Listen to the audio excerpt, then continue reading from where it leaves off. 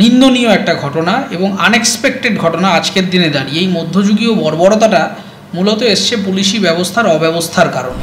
অভিযুক্ত, এমনকি আমি যদি ধরে নিই যে সে কনভিক্টেড, সে জেল কাস্টাডিতে রয়েছে, তারপরেও আপনি তাকে এইভাবে মারতে পারেন না। যে সমস্ত মানুষের বা যে সমস্ত অফিসারদের বিরুদ্ধে এই অভিযোগ এসছে, এটা পুলিশের উচিত হায়ার অ্যাডমিনিস্ট্রেশনের ইমিডিয়েটলি এটা ইনভেস্টিগেট করা, দরকার পড়লে আর্জেন্টলি ফরেন্সিক করা, বারবার ফরেন্সিক করে দেখা যে ঠিক কী কারণে এই ঘটনাটা ঘটলো, এবং যদি প্রমাণিত হয় যে তা এই অফিসারদের ডিরেক্ট ইনভলভমেন্ট আছে এবং সত্যিই শারীরিক হেনস্থার কারণে এরকম হয়েছে, একে বদলি করা হবে না, একে সাসপেন্ড করতে হবে ডিপার্টমেন্ট থেকে। মানে এই ডিপার্টমেন্টে কারা রয়েছেন, এই লোকগুলি কীভাবে চাকরিতে আসছেন, কীভাবে চাকরিতে বহাল তবিয়তে তারা থাকছেন, ঘাড় ধাক্কা দিয়ে বের করে দেওয়া উচিত।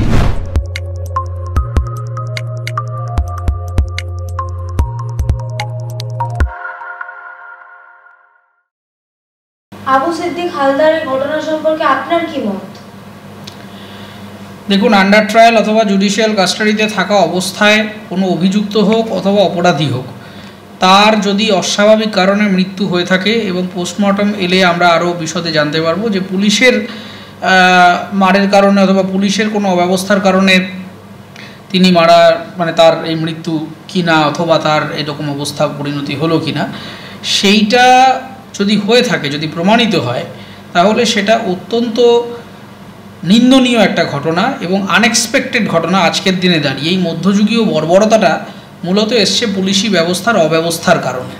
তার কারণ দিনের পর দিন পলিটিক্যাল ইন্টারভেনশনের হতে হতে এমন একটা জায়গায় চলে এসেছে যে পুলিশ ডিপার্টমেন্টের অধিকাংশ মানুষ মনে করেন যে তারা বোধহয় আলটিমেটলি তৃণমূল কংগ্রেসের কাছে অ্যাকাউন্টেবল, বা তৃণমূল কংগ্রেসকে ডিফেন্ড করাটা তাদের কাজ, কিন্তু সেটা আসলে তার কাজ নয়। বা তৃণমূল কংগ্রেস মানে কোনো রুলিং ডিসপেন্সেশনের হয়ে কাজ করাটাই আসলে পুলিশ ডিপার্টমেন্টের কাজ নয়। তাদেরকে যে মায়না দেওয়া হয় বা তাদের যে ইনফ্রাস্ট্রাকচার কস্ট, সেই কস্টটা আসে আমাদের রাজ্যের যে তহবিল থেকে, সেটা পাবলিক ফান্ড, সেটা মানুষজনের সেখান থেকে আসা যে রেভিনিউ, সেই রেভিনিউ থেকে এই পুরো অপারেশনটা চলে। ফলে আপনারা যদি সত্যি কারোর কাছে অ্যাকাউন্টেবল হন, সেটা রাজ্যের মানুষ। ফলত আপনারা এটা মাথা থেকে দয়া করে বের করে দিন যে কোনো ঘটনা ঘটলে, মানে সেটা আরিয়াদহ হতে পারে, ব্যারাকপুরের ঘটনা হতে পারে, প্রত্যেক জায়গাতেই যে দেখা যাচ্ছে যে কখন নেতা বলবে, কখন উপরের মহলের কোনো এক বড় ব্যক্তি সে এসে বলবে, তারপরে পুলিশ নড়ে চড়ে বসবে, এটা করা উচিত, এইটা অত্যন্ত লজ্জাজনক পুলিশ ডিপার্টমেন্টের প্রতি আমার মনে হয়। তার কারণ মুখ্যমন্ত্রী বলার পরে হঠাৎ করে ল্যান্ড এনক্রোচমেন্ট নিয়ে কাজ শুরু হলো, প্রেস কনফারেন্সের আগে, তার আগে দিনের পর দিন এই যে জমি দখল হয়েছে, বেআইনি ফ্ল্যাট নির্মাণ হয়েছে, পুকুর বোজানো হয়েছে, গাছ কাটা হয়েছে, অধিকাংশ কাগজপত্র জালি হয়েছে, সই জাল করে নাকি মিউটেশন থেকে রেজিস্ট্রেশন থেকে সবই হয়ে যাচ্ছে। এই জিনিসপত্রগুলোর সময় পুলিশ ডিপার্টমেন্ট কোথায়, এটা তো জানা উচিত বা প্রশ্ন করা উচিত বলে আমি মনে করি। সেখানে যদি আন্ডার ট্রায়াল কোনো ব্যক্তির ওপরে এরকম কোনো অত্যাচার সত্যিই পুলিশ করে থাকে, সেটা অত্যন্ত লজ্জাজনক এবং তার জন্যে যা আইনি প্রসেস রয়েছে সেটা বিচারপতি দেবেন, সেই দিকে আমাদের নজর থাকবে অবশ্যই। কিন্তু আমার মনে হয় পুলিশের বোধহয় একটু এবার মেরুদণ্ডটা সোজা করাটার খুব গুরুত্বপূর্ণ সময় বোধহয় চলে এসেছে। আর দয়া করে রুলিং ডিসপেন্সেশনের হয়ে কাজ করবেন না, আপনারা একটু মানুষের কথা ভাবুন। আজকে যদি আন্ডার ট্রায়াল ব্যক্তির যদি মৃত্যু হয় বা তার যদি এরকম পরিস্থিতি হয় যে তাকে একেবারে তার মারের চোটে তার এরকম অবস্থা করে দেওয়া হচ্ছে, তাহলে সাধারণ মানুষ আপনার কী করে ভরসা করবে? আমরা তো পুলিশের কাছে যাই জাস্টিস পেতে, আমরা আইনের কাছে যাই কেন? আইন যদি আমাকে ভয় দেখায়, তাহলে আমি জাস্টিসের জন্য যাবো কেন? আমি তো আরও এলিয়েনেটেড হয়ে যাব। নাগরিকদের তো সুরক্ষা দেওয়া, নাগরিকদের বন্ধু হচ্ছে আইন এবং প্রশাসন, সেটাই হওয়া উচিত।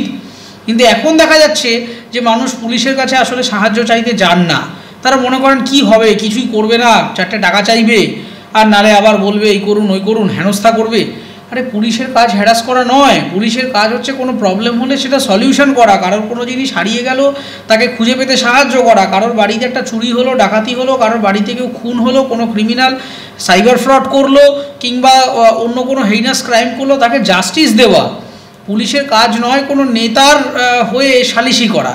কিন্তু এইটা দয়া করে পুলিশ ডিপার্টমেন্ট বন্ধ করুন। এবং এই যে মারাত্মক ঘটনাটা ঘটেছে, আমি আবারও বলছি, যদি এটা প্রমাণিত হয় যে আন্ডার ট্রায়াল থাকাকালীন পুলিশের কোনো ইনভলভমেন্টে তার এই শারীরিক পরিণতি হয়েছে, তাহলে কিন্তু এটা পুলিশ ডিপার্টমেন্ট এবং এন্টার জাস্টিস সিস্টেমের প্রতি খুবই লজ্জা এবং আমাদের এন্টার রাজ্যের কাছে, রাজ্যের পুলিশ বিভাগের কাছে একটা কলঙ্ক হয়ে থেকে যাবে।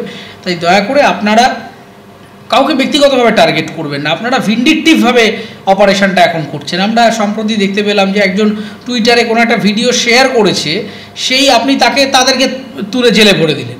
আরে যে ভিডিওটা হয়েছে সেটা তো ডক্টরেট কি, আপনি সেটা দেখেছেন? সেটা আপনি ফরেন্সিক টেস্ট করলেন না। আচ্ছা, আপনি যার নামে অভিযোগ করা হচ্ছে তার সম্পর্কে আপনি কোনো এনকোয়ারি করলেন না, অথচ যে অভিযোগ করছে আপনি তাকে তুলে নিয়ে চলে গেলেন। এই কীরকম অদ্ভুত ব্যাপার, আমি বুঝতে পারলাম না। পরে ঝাড় খেলেন অবশ্য হাইকোর্ট থেকে, যাই হোক। কিন্তু এই যে মানে কনস্ট্যান্টলি পুলিশের একটা ভিন্ডিকটিভ এজেন্ডা হয়ে যাচ্ছে, যে গভর্নমেন্টের বিরুদ্ধে যারা ক্রিটিসাইজ করবে বা অন্য কোনো দল করবে বা অন্য কোনো আদর্শে বিশ্বাস করবে তাকে আপনি থ্রেট করবেন, আর যারা রুলিং ডিসপেন্সেশনের ছত্রছায়া থেকে যারা এক একজন সব বড় বড় হোতা হয়েছে, বাড়ি গাড়ি করে ফেলছে, মানুষকে ধমকে চমকে টাকা নিচ্ছে, তাদের বেলায় আপনি কোনো টু শব্দটি করবেন না। এই অদ্ভুত জিনিস হলে তো মানে সোসাইটির পুরো মেকানিজমটাই ভেঙে পড়ছে আস্তে আস্তে। ফলে আমার মনে হয় যে এবার পুলিশের একটু বোঝা উচিত যে দয়া করে মানুষের কাছে অ্যাকাউন্টেবল হন, কোনো নেতা মন্ত্রী আমলা বা কোনো দলের কাছে নয়। যে সকল পুলিশের বিরুদ্ধে অভিযোগটা এসেছিল রাতারাতি নাকি তাদের অন্য থানায় পাঠিয়ে দেওয়া হয়েছে, সেই বিষয়ে আপনি কি বলবেন? দেখুন, যদি এই জিনিসগুলো হয়ে থাকে তাহলে আমি বলবো অবশ্যই পুলিশ ডিপার্টমেন্ট নিজের ভুল বুঝতে পেরে এখন সেই ভুলটা মেকআপ দেওয়ার চেষ্টা করছে, কিন্তু এই ভুলের কোনো মেকআপ হয় না। আপনি কোনো অভিযুক্ত, এমনকি আমি যদি ধরে নিই যে সে কনভিক্টেড, সে জেল কাস্টাডিতে রয়েছে, তারপরেও আপনি তাকে এইভাবে মারতে পারেন না। রাইট টু লাইফ একটা ফান্ডামেন্টাল রাইট, এটা একজন আসামির প্রতিও বা একজন আন্ডার ট্রায়াল ব্যক্তির প্রতিও এই রাইটটা পৌঁছয়। আপনি কোনো অভিযুক্ত আসামিকে পিটিয়ে মেরে ফেলতে পারেন না, তার এইভাবে তাকে অত্যাচার করতে পারেন না, এটা করা যায় না। এটা মধ্যযুগীয় বর্বরতা হচ্ছে না। তো দয়া করে আমার মনে হয় যে এটা যে সমস্ত মানুষের বা যে সমস্ত অফিসারদের বিরুদ্ধে এই অভিযোগ এসছে, এটা পুলিশের উচিত হায়ার অ্যাডমিনিস্ট্রেশনের ইমিডিয়েটলি এটা ইনভেস্টিগেট করা, দরকার পড়লে আর্জেন্টলি ফরেন্সিক করা, বারবার ফরেন্সিক করে দেখা যে ঠিক কী কারণে এই ঘটনাটা ঘটলো, এবং যদি প্রমাণিত হয় যে এই অফিসারদের ডিরেক্ট ইনভলভমেন্ট আছে এবং সত্যিই শারীরিক হেনস্থার কারণে এরকম হয়েছে, একে বদলি করে হবে না, একে সাসপেন্ড করতে হবে ডিপার্টমেন্ট থেকে। এই ডিপার্টমেন্টের লজ্জা এই সমস্ত অফিসাররা, এনারা কীভাবে কাজ করছেন, কার অর্ডারে করেছেন, কোন অফিসার অর্ডার দিয়েছে গায়ে হাত তোলবার জন্য বা এই ধরনের তার পরিণতি করবার জন্যে? এটা তো খুন হয়ে যাচ্ছে আলটিমেটলি। মানে পুলিশের কাজ হচ্ছে খুনি, যার খুন হচ্ছে তাকে কোথায় জাস্টিস দেবেন, তারা লোকে আপনাকেই খুনি বলতে আরম্ভ করছে।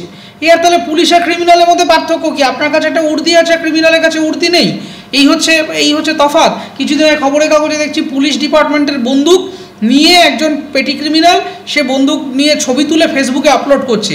কি ম্যানেজমেন্ট করছেন আপনারা? কোন অফিসারের কার কি মানে কার কোন গান থাকবে, কার কটা বুলেট থাকবে, তো ডকুমেন্টেশন থাকে। সেই গান কোথায় হারিয়ে গেলে রিপোর্ট হচ্ছে না? নাকি আপনারা এখন ওই মানে ভেন্ডারে পরিণত হয়েছেন ক্রিমিনালদের, যে ক্রিমিনালরা কোথায় বোম মারবে, কোথায় গুলি করবে, কোথায় কি ক্রাইম করবে, সেই রিসোর্সগুলো কি থানা থেকে সরবরাহ করা হবে নাকি? পুলিশের কাজ কি এখন ক্রিমিনালদের ভেন্ডার হিসেবে কাজ করা, তাদের রিসোর্স সাপ্লাই করবেন আপনারা? মানে এই ডিপার্টমেন্টে কারা রয়েছেন, এই লোকগুলি কিভাবে চাকরিতে আসছেন, কিভাবে চাকরিতে বহাল তবিয়তে তারা থাকছেন, ঘাড় ধাক্কা দিয়ে বের করে দেওয়া উচিত। এটা একটা সরকারি প্রশাসনিক ব্যবস্থা, এটা ফাজলামি হচ্ছে।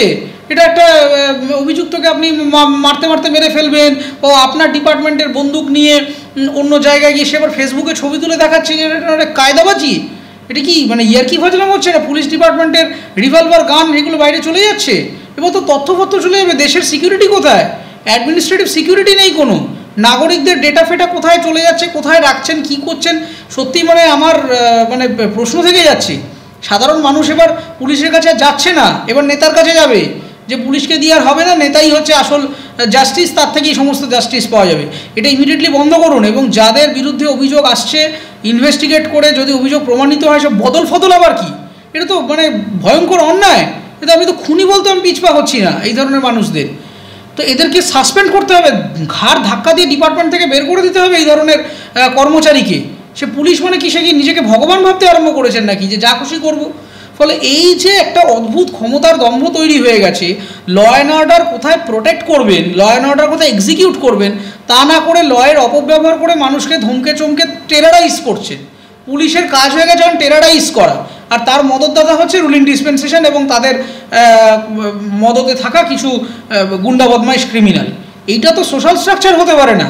তাই my cordial request to the department যে আপনারা ইমিডিয়েট অ্যাকশান নিন, দয়া করে কোনো মন্ত্রী বা কোন নেতা কখন বলবে তারপরে করবেন, এই অপেক্ষাটা করবেন না। কারা করেছে যদি সত্যি প্রমাণিত হয়, আবার বলছি এটা অভিযোগ, এটা প্রমাণিত নয়, যদি প্রমাণিত হয় অভিযোগ ইমিডিয়েটলি বার করে দিন ডিপার্টমেন্ট থেকে। তাহলে আর 4-5টা অফিসার যারা ভাবছিলেন আগামীকাল এরকম কোনো নেতার কথা করবেন, তারা করতে ভয় পাবেন, তাদের ভয় থাকবে। এখন তো হয়ে গেছে যে আরে কী করবো, সেটিং করে নেবো। ওই যে সব জায়গায় সেটিং তত্ত্ব চলে এসছে, আমি যাই অন্যায় করি, করাপশান করি, এখানে সেটিং করব, ওখানে ওই নেতার সাথে, ওখানে ওই আমলার সাথে। আরে ভাই, ন্যায় নীতি বলে তো সব কিছু তো আইনে লেখা থাকে না, সব কিছু ডকুমেন্টেশনে থাকে না। নীতি শিক্ষা বলে তারা জিনিস আছে, মানবিক শিক্ষা বলে তারা জিনিস আছে, সিভিল রাইটস বলে তারা জিনিস রয়েছে। সেই জিনিসগুলো কি সব জলাঞ্জলি গেছে নাকি? কিছু হলেই বলবেন যে হাইকোর্টে চলে যান, সুপ্রিম কোর্টে চলে যান। তাহলে কোর্ট থেকে রাজ্য চালানো হোক, দেশ চালানো হোক, মন্ত্রী ডিপার্টমেন্ট এগুলো রাখার দরকার কি? কখন যাব কোর্টে যাব, কোর্টে মামলা হবে সারাদিন ধরে। এখন কোর্টের এমনিতেই আমাদের যে পরিমাণ কেস হয় সেই পরিমাণ আমাদের বিচারপতি নেই টোটাল ভারতবর্ষে। সেখানে এই ধরনের অবান্তর এই বিশৃঙ্খলাগুলোর জন্যে হাইকোর্টের কজ লিস্ট ভর্তি, আর সাধারণ যে কেসগুলো সাধারণ মানুষের জাস্টিস পাওয়ার কথা তারা পাচ্ছেন না। তার কারণ একটা হাইকোর্টে একটা এজলাস শুরু হচ্ছে, যদি 20টা কেস এনলিস্টেড থাকে, 10টা হচ্ছে ফালতু নেতাদের এই সমস্ত অবান্তর কেস। এটা একে তাকে ধরে নিয়ে চলে আসছে, ইমিডিয়েটলি সে বেল পেয়ে যাবে, খুব স্বাভাবিক ব্যাপার। তার আনলফুল আপনি তাকে অ্যারেস্ট করেছেন। এই ধরনের জিনিসগুলো করে হাইকোর্টের জুডিশিয়াল সিস্টেমটাকে এবার ভেঙে দেওয়ার একটা চেষ্টা করছে। একটা কজ লিস্ট আপনি খুলবেন, কোন কোর্টের আন্ডারে দেখবেন 20টা যদি মামলা সারাদিনে এনলিস্টেড থাকে, তার মধ্যে 10টা হচ্ছে ফালতু এই সমস্ত পলিটিক্যাল মানে মোটিভেটেড কেস, যে কেসগুলোর কোনো মানেই নেই।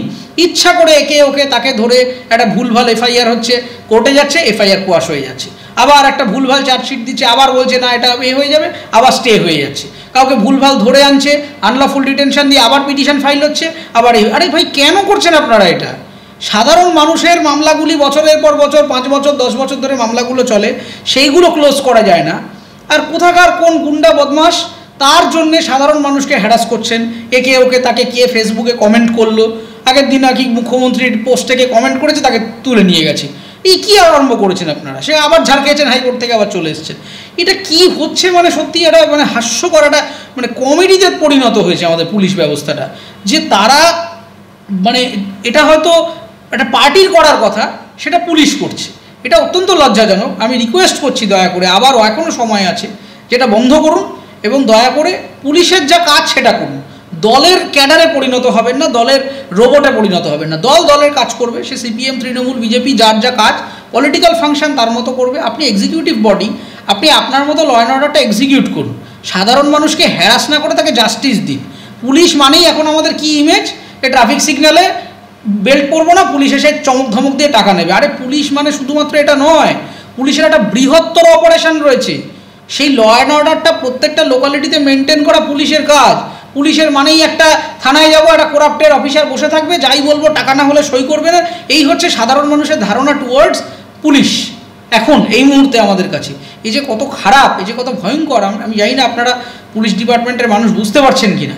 এটা দয়া করে চেঞ্জ করুন এবং আগামীতে দয়া করে এই মানুষগুলোকে শাস্তি দিন, যারা এইভাবে জেলের মধ্যে এরকম মানে পুলিশ ক্রিমিনাল হয়ে যাচ্ছে। এইগুলোকে আপনারা চেকস অ্যান্ড ব্যালেন্স করুন, এগুলোকে শাস্তি দিন। চমকে ধমকে বদল করে এভাবে হবে না, বের করে দিন, তবে গিয়ে বুঝবে যে গুরুত্বটা কত, সে কতখানি অন্যায় করেছে। বিচারপতি অমৃতা সিনহা দ্বিতীয়বার ময়নাতদন্তের রায় দিয়েছে, এ বিষয়ে আপনার কি মত? আমি বিচারপতির রায় না শুনেই আমি বলে দিলাম যে একাধিকবার ফরেন্সিক টেস্ট হওয়া জরুরি এবং ফরেন্সিক টেস্টে এটা জানতে হবে। তার কারণ হচ্ছে শুধুমাত্র একটা অভিযোগের ভিত্তিতে তো একজন বিচারপতি করবেন না, সাবস্টেন্সিয়াল এভিডেন্স লাগবে সেখানে। এবার সেই সাবস্টেন্সিয়াল এভিডেন্সের জন্যই অনারেবল জাস্টিস সিনহা এটা করেছেন এবং ফরেন্সিক রিপোর্টটা এলে আমরা আরও পরিষ্কারভাবে জানতে পারবো যে এটা শুধুই অভিযোগ নাকি এটা সত্যি পুলিশের কোনো ইনভলভমেন্ট রয়েছে।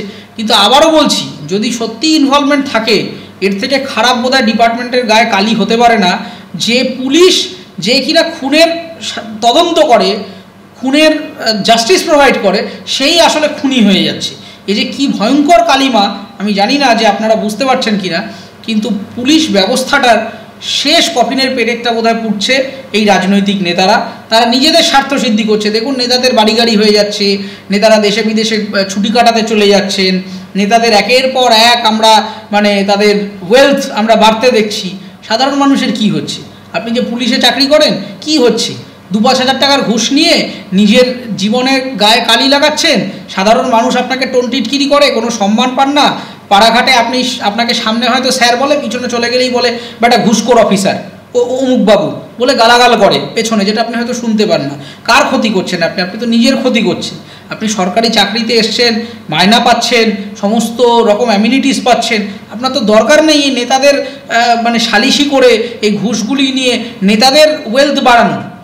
একটা করাপ্টেড নেতার ওয়েলথ বাড়াতে গিয়ে আপনি আপনার নিজের কাছে ছোট হচ্ছেন, নিজের পরিবারের কাছে ছোট হচ্ছেন, নিজের পাড়া প্রতিবেশী ডিপার্টমেন্ট প্রত্যেকটি মানুষের কাছে ছোট হচ্ছেন। প্রত্যেকটা সরকারি অফিসে একই চিত্র। কিছু লোক তারা কিছু দলের সালিশি করবার জন্য আসছেন, করাপশনের পাহাড়ে ডুবে যাচ্ছেন। তারা একটা সময় পরে বুঝতে পারছেন যে আমি কি করলাম জীবনে, কেন করলাম। 50,000 টাকা, 60,000 টাকা, 1 লক্ষ টাকা, 2 লক্ষ টাকা ঘুষ নিয়ে একটু বাড়তি ইনকাম করবার জন্য কি করলাম নিজের সাথে। এই ইনকামটা তো আপনি খুব লফুলভাবেও করতে পারতেন, আপনার অন্য কিছু স্কিল থাকতে পারতো, আপনি সেখান থেকে রোজগার করতে পারতেন। সেটা না করে আপনি যে করাপশনের পথটা বেছে নিলেন, এটা আপনার শুধুমাত্র নিজের কাছেই আপনি পরাজিত হলেন না, এন্টায়ার সোসাইটি, আপনার ফ্যামিলি, আপনার সন্তান, স্ত্রী, স্বামী, বাবা, মা, আপনার পুরো যে পরিবারের যে পিয়ার গ্রুপটা, তারা যে পথে আপনাকে দেখতে চেয়েছিল, আপনি সেই পথ থেকে বিভ্রান্ত হয়ে শুধুমাত্র টাকার লোভে পড়লেন। সেই টাকার লোভ আপনাকে এমন জায়গায় নিয়ে এলো যে আপনি না পেলেন সম্মান, না পেলেন সুশিক্ষা, না পেলেন কোনো সমাজে কোনো জায়গা। কিন্তু আপনি কার হয়ে কাজ করলেন? নেতার হয়ে কাজ করলেন।